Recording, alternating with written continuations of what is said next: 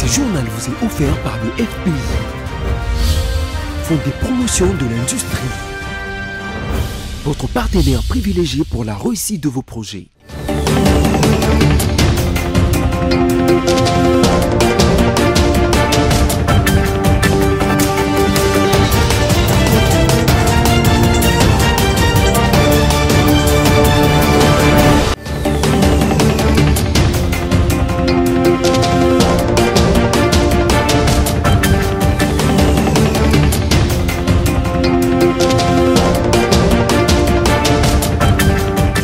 Nouveau journal sur votre chaîne, messieurs, dames, bienvenue, les sommaires.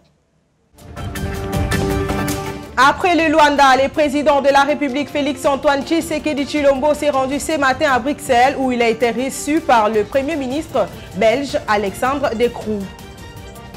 Par ordre du président de la République, le gouvernement va prendre en charge les victimes de l'agression rwandaise dans la province du Nord Kivu. Kinshasa va bientôt être revêtu de sa plus belle robe. Le gouverneur de la ville, Jean-Tini Ngobila Mbaka, a visité à Luanda les engins pour l'assainissement de la ville.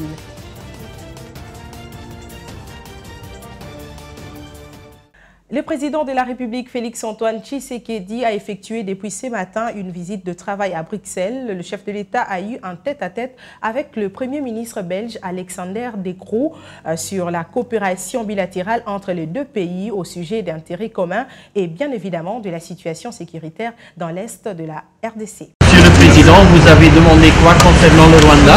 Ce que vous pouvez imaginer, c'est-à-dire des sanctions. Des sanctions.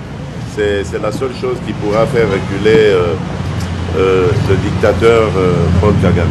Et je suis content de la position de la Belgique qui se pose aussi des questions sur cet accord. Et nous pensons que cette position est très intelligente parce qu'elle va même dans le sens de dire on doit alors, si accord il y a, prendre soin de vérifier la traçabilité et donc la provenance de ces minerais. Nous sommes certains que ce sont des minerais volés à la République démocratique du Congo et il n'est pas question pour nous que cet accord puisse passer ici. Bon, il y a toujours moyen d'en faire plus, mais la Belgique fait quelque chose, c'est déjà ça. Merci. Voilà. L'avenir nous le dira. La situation à l'est de la RDC était au cœur d'une rencontre à Luanda entre le président Félix-Antoine Tshisekedi de la RDC et son homologue João Lourenço de l'Angola. Cette rencontre fait suite du mini-sommet organisé le 18 février dernier en marge du sommet de l'Union africaine à Addis Abeba en Éthiopie. Suivez les comptes rendus de cette rencontre entre les deux chefs d'État donnés par le ministre angolais Tete Antonio.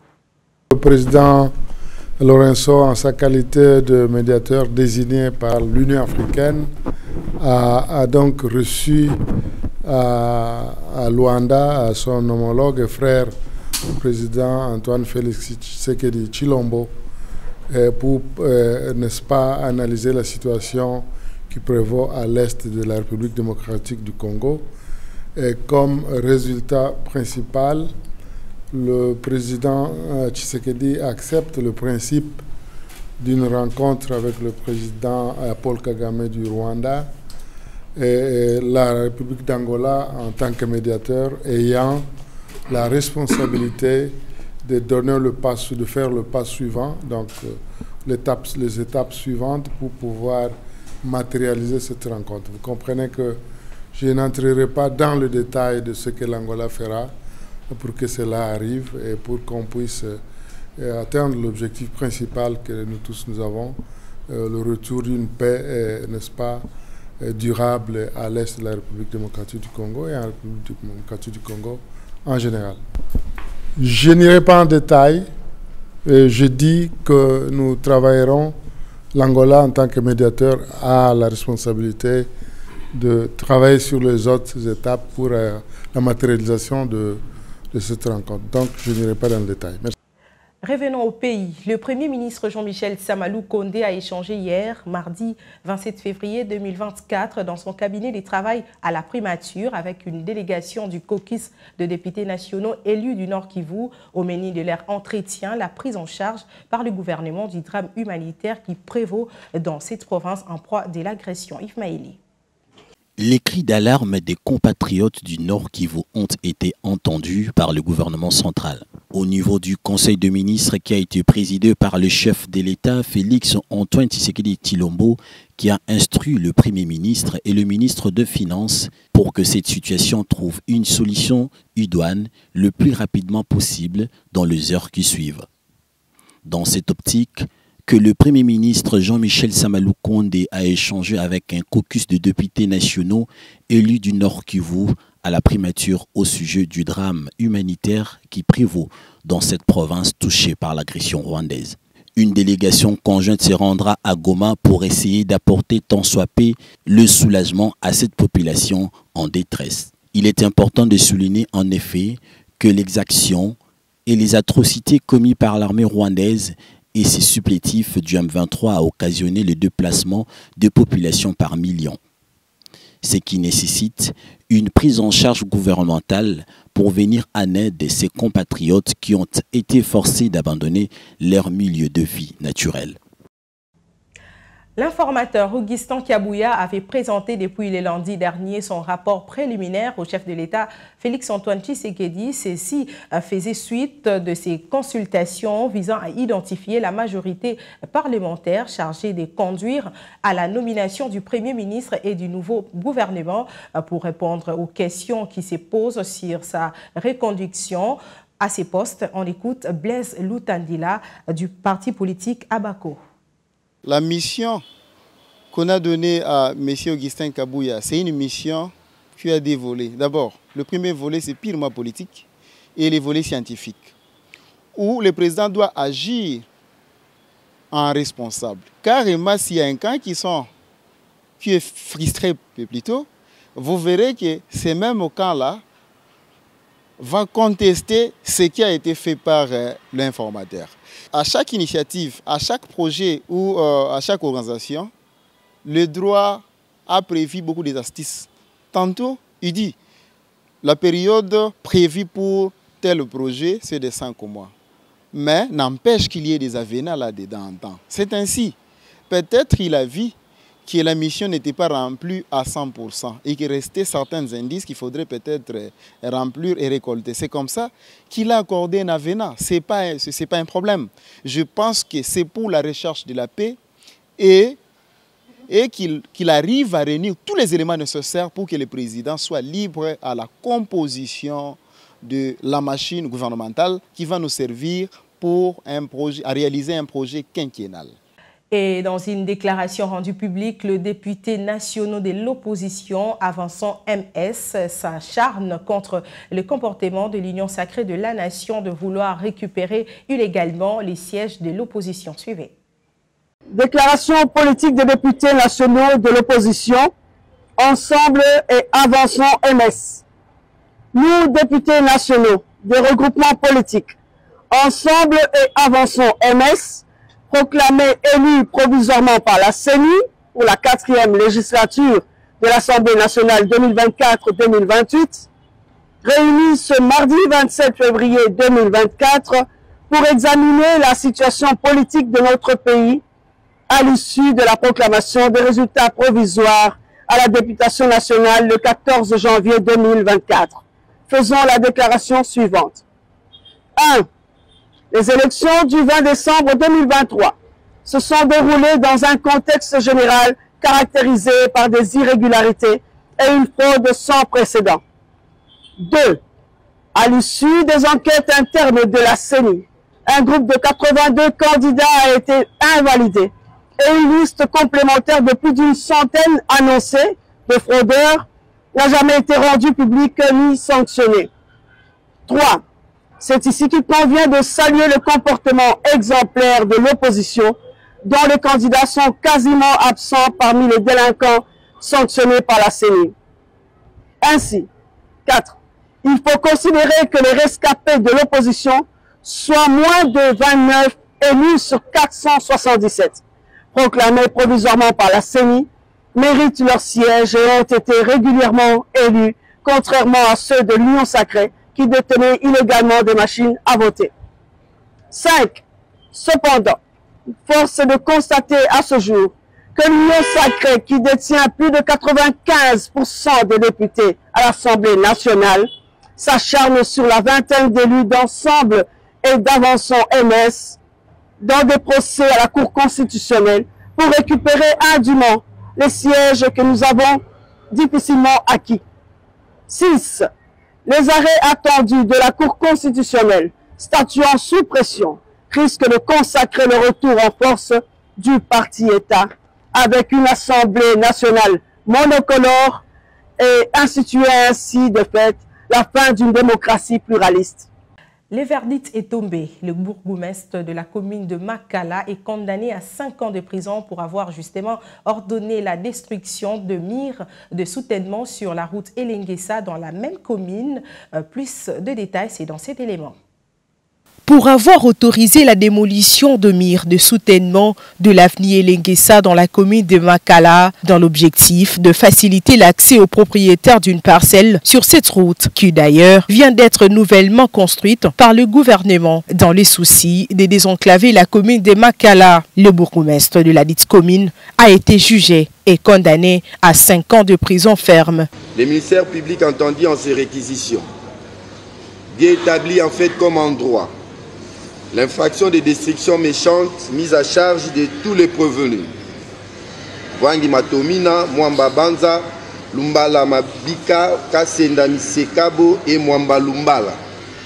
En conséquence, les condamne comme co-auteurs ayant agi par participation criminelle par coopération directe à 5 ans de servitude pénale pour le prévenu Wangi Matomina et Mwamba Banza, et à 2 ans de servitude pénale pour le prévenu Lumbala Mabika, Kasenda Misekabo et Mwamba Lumbala.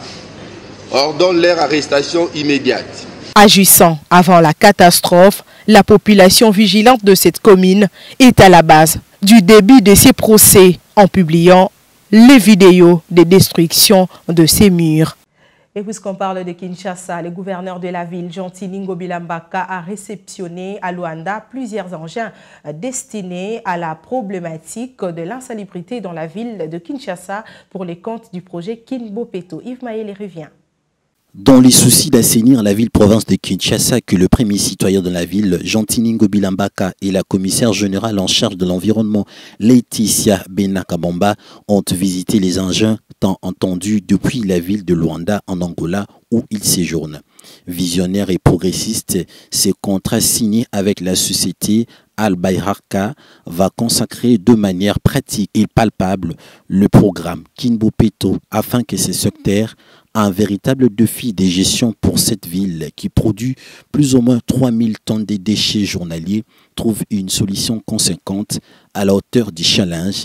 Ces engins ont été débarqués à Luanda pour être acheminés vers Kinshasa par voie terrestre. Très bientôt, le déploiement de ces engins dans la ville permettra aux uns et aux autres de se rendre compte que Gentili Ngobila Mbaka est la personnalité qui incarne mieux leur réponse aux aspirations de la ville-province de Kinshasa. Cette fois-ci, c'est vrai, le pasteur Dodo Kamba n'est plus à la tête de la confession religieuse Église de Réveil du Congo. Sa démission est intervenue après plusieurs tensions avec ses collègues pasteurs. Yves Maëli. Il ne s'agit pas des rumeurs, ni d'acharnement, mais l'archevêque Dodo Kamba a démissionné pour de vrai au poste du président de l'association de l'église de...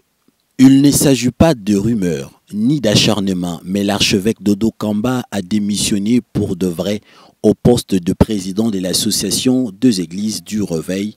Dans sa lettre de démission adressée à la ministre de la Justice et garde des Sceaux, Dodo Kamba a dû prendre cette décision en vue de consolider notamment l'unité nationale, la paix, la quiétude au sein de cette organisation religieuse.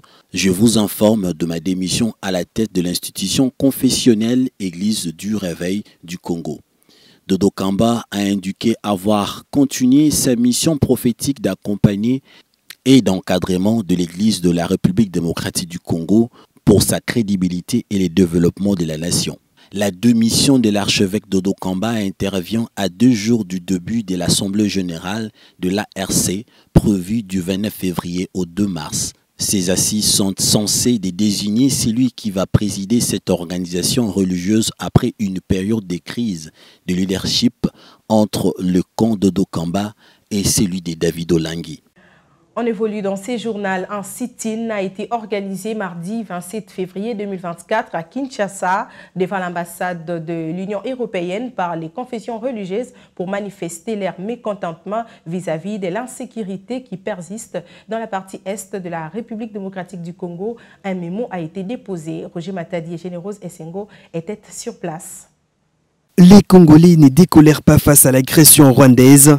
Après la marche des femmes congolaises à Kinshasa, celle de la diaspora en Belgique, ainsi que la manifestation de la population des Goma. C'est le tour des confessions religieuses d'organiser un sit-in. Ils étaient nombreuses à manifester devant l'ambassade de l'Union européenne à Kinshasa pour dénoncer la persistante provocation du Rwanda à la RDC sous la casquette du M23 qui sème la terreur à l'est de la République démocratique du Congo. Les chefs des confessions religieuses ont rencontré et déposé un mémo à l'ambassadeur de l'Union européenne. Ce jour, nous avions écrit hier à l'Union européenne que nous devrions venir leur déposer notre mémorandum sur la question de la sécurité à l'est du pays et sur les contrats signés par l'Union européenne et le pays agresseur qu'est le Rwanda. Et aujourd'hui, nous avons rencontré l'ambassadeur de l'Union européenne.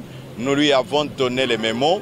Nous ne disons pas le contenu du mémo maintenant parce qu'il a accepté que nous puissions avoir une séance de travail avant que la semaine ne termine et nous attendons leur invitation. De l'Union européenne, ils doivent se désengager de leur contrat, une implication visible, pas une implication de façade.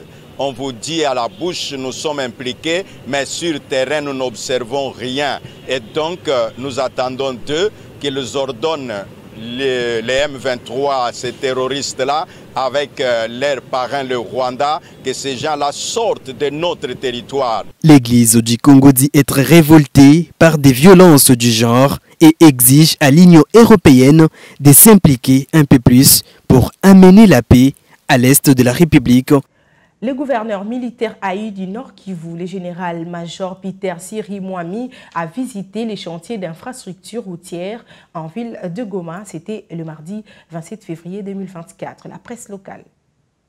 Le gouverneur militaire ad intérim du Nord Kivu, le général-major Peter Chirimwami, a procédé à la visite des infrastructures routières en chantier dans la ville touristique de Goma ce 27 février 2024. Le général-major Peter Chirimwami est parti de l'amorce qui mène vers le port public SNCC. Ici, les travaux d'aménagement d'un collecteur de eau ainsi que la pose de la couche des bases sont exécutés par Mongabaon. Le chef de l'exécutif a également visité les chantiers situés au quartier Katindo vers la station d'essence Nieto. Un chantier arrivé au niveau de la pose des bordures après reprofilage, étape qui précède la pose des pavés. Direction Bienheureuse à Kieshiro, 1 km 200 mètres en construction par Sokok avec la taxe conventionnelle sur le pétrole avant de visiter l'axe Université catholique La Sapientia exécuté par Trabemco, 1800 mètres en plein asphaltage avec 9 mètres de large. Un gros collecteur des eaux est en construction malgré les défis des poteaux de la SNEL. Explication avec l'ingénieur. Nous avons commencé il y a maintenant de cela 3 semaines que nous avons débuté les travaux et maintenant là on a déjà fait même le test en fait, la plaque, laissé à la plaque sur la fondation, donc la fondation sur 600 mètres est déjà finie et nous sommes sur les travaux d'assainissement. On a commencé les kinettes et les caniveaux et après cela on va maintenant entreposer la couche des bases. Et après la couche de base, ça sera l'asphalte. Le gouverneur explique le gros de cette tourner. Nous sommes sur l'avenue Moto Mupenda qui va nous prendre 1800 mètres. Et donc c'est un sentiment de satisfaction parce qu'à la fin de ces grands chantiers, la population sera soulagée. En plus du développement, ces travaux soulagent le panier de la ménagère Goma-Tracienne. Les jeunes désœuvrés, des fois ils se lancent dans n'importe quoi quand ils ne sont pas encadrés. Mais avec ces chantiers, ils vont avoir quelque chose à la fin du mois qui peuvent les ramener à être beaucoup plus calmes et ne pas se verser dans n'importe quoi. Le chef de l'exécutif a salué à juste titre l'apport de la main-d'œuvre féminine et la résilience de la population qui applaudit ces ouvrages. Et c'est sur l'invitation de la députée Huguette Siegna, élue de la 2e circonscription du département du Lot en France. Le professeur Émile Ngoï Kassongo était aux côtés des producteurs artisans pour visiter la 60e édition de la SIA, Salon international de l'agriculture, un salon qui réunit tous les ans les acteurs de l'agriculture. En sa qualité d'ambassadeur de la RDC en France, Émile Ngoï Kassongo a valablement représenté les couleurs de son pays. L'armée israélienne a de nouveau bombardé ce mercredi 28 février 2024 la bande de Gaza où la guerre entre Israël et les Hamas fait près de 30 000 morts et menace la population de famine pendant que le pays médiateur espère arracher une trêve avant le Ramadan. Jabalia, dans le nord de la bande de Gaza. Ici, le déluge de feu de l'armée israélienne a éventré des milliers d'immeubles. Déambulant entre les ruines, les habitants toujours sur place manquent de tout. Aucun convoi humanitaire n'a pu accéder à la zone depuis vendredi dernier. Selon le Programme alimentaire mondial, plus de 576 000 personnes, soit un quart de la population de l'enclave, sont menacées par la famine. Il s'agit d'un impératif humanitaire absolu. Le personnel de nos convois a été témoin de conditions catastrophiques dans le nord. La nourriture et l'eau potable sont rares, la malnutrition monte en flèche et les maladies sévissent. Les dégâts colossaux sur l'agriculture gazaoui sont aussi une cause d'inquiétude. Plus de la moitié des troupeaux ont été décimés et 47% des terres agricoles sont endommagées. Les experts en sécurité alimentaire prévoient un effondrement complet de l'agriculture dans le nord de la bande de Gaza d'ici le mois de mai si les conditions persistent. Les champs et les moyens de production étant endommagés, détruits ou inaccessibles, de nombreuses personnes ont eu d'autres choix que d'abandonner les terres agricoles productives en raison des ordres d'évacuation et des déplacements répétés. La quasi-totalité des sources d'eau de la bande de Gaza est impropre à la consommation. Les Gazaouis dépendent quasi uniquement de l'aide humanitaire pour survivre. Celle-ci arrive en grande partie par camion via le poste frontière de Rafah. Les agences de l'ONU accusent Israël de freiner cet acheminement vital en multipliant les contrôles sur les cargaisons. Pour atteindre plus rapidement les civils dans le besoin, de la nourriture et des médicaments ont été largués au-dessus de l'enclave palestinienne ce mardi. Des avions cargo affrétés par la France et la Jordanie, avec l'aide du Qatar et de l'Égypte. Revenons au pays, les clubs sportifs de Moïse Katumbi, les tout-puissants Mazembe se vu longtemps refuser l'autorisation de survoler l'espace aérien congolais, malgré le fait qu'il soit le seul club congolais encore présent en Ligue des Champions. Il était finalement contraint d'utiliser son aéronef pour se rendre en Afrique du Sud pour son dernier match de groupe face à Mamelodi. C'est bien une situation paradoxale, au-delà de tout bon sens, que le tout-puissant Mazembe traverse en ce moment. Pendant que ses prestations et ses victoires font gagner des points et des places au football congolais, profitant à tous les autres clubs du pays, cette équipe est la seule qui, depuis 3 ans, n'a jamais bénéficié du moindre appui de l'État congolais, financièrement. Des monstrueux arriérés qui s'élèvent actuellement autour de 8 millions de dollars américains. Pendant que des clubs appartenant aux copains de ceux qui sont au pouvoir reçoivent tous les avantages, alors qu'ils ne rapportent aucune victoire au pays en compétition internationale et en sont débarqués aussitôt qu'elles y mettent les pieds. Dernier calvaire en date, alors que le TP Mazembe a payé de son propre argent pour affréter l'avion qui devrait le conduire en Afrique du Sud, l'ANE Air refuse de lui accorder l'autorisation de survol. C'est en dernière minute, alors que des billets en vol régulier sont achetés hors de prix, que les propriétaires du pays décident de libérer l'autorisation. Une autorisation qui ne servait plus à grand-chose et l'argent déboursé pour l'affrètement de l'avion privé déjà payé parti à l'eau. Et personne ne le remboursera jamais. Pendant ce temps, toutes les équipes qui viennent jouer contre Mazembe peuvent atterrir en vol privé et recevoir des autorisations de survol de manière automatique. C'est vrai que c'est la tête de Moïse Katumbi qui est vue là-bas, candidat président de la République, opposant et politicien. Mais ça n'a rien à voir avec le football. Ça n'a rien à voir avec le football. Le TP Mazembe dans le football représente la République démocratique du Congo. Les compétitions sont internationales et c'est par pays. Et d'ailleurs, avec la victoire sur Pyramide d'Égypte, le tout-puissant Mazembe vient de consolider les 4 places en interclub de la CAF. Et si aujourd'hui, par exemple, on doit prétendre jouer les compétitions interclubs, c'est parce que Mazembe vient de garantir cette place. Et ce n'est pas pour lui tout seul, c'est pour tous les autres clubs qui vont devoir concourir pour accéder à une compétition inter-africaine. Ce n'est pas seulement le TP Mazembe. Si vous voulez en découdre avec Moïse Katumbi, il n'y a pas de problème. Organiser des élections libres et transparentes, appeler sur le ring politique devant tout le monde. Ne prenez pas des machines à voter où chacun ira dans son coin pour faire des votes privés. Allez sur la place publique comme Mazembe joue dans un stade public. Est-ce que vous avez déjà vu un ministre des Sports assister à un de nos matchs de la compétition? Vous avez déjà vu un responsable de la fédération, à l'exception du dernier match où on a eu Madame la secrétaire générale adjointe de Connor qui est venue nous assister. Ils ne sont jamais là.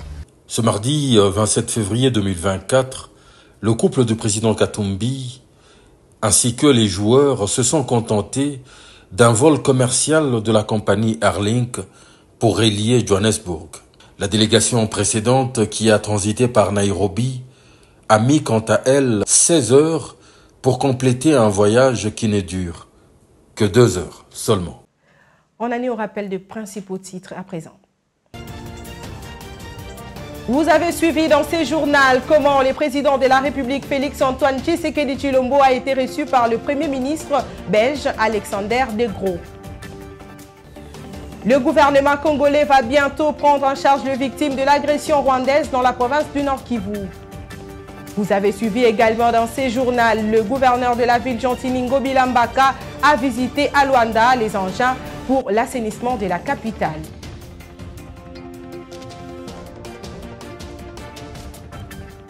Ce journal est complètement terminé. Messieurs, dames, merci de l'avoir suivi. Portez-vous bien.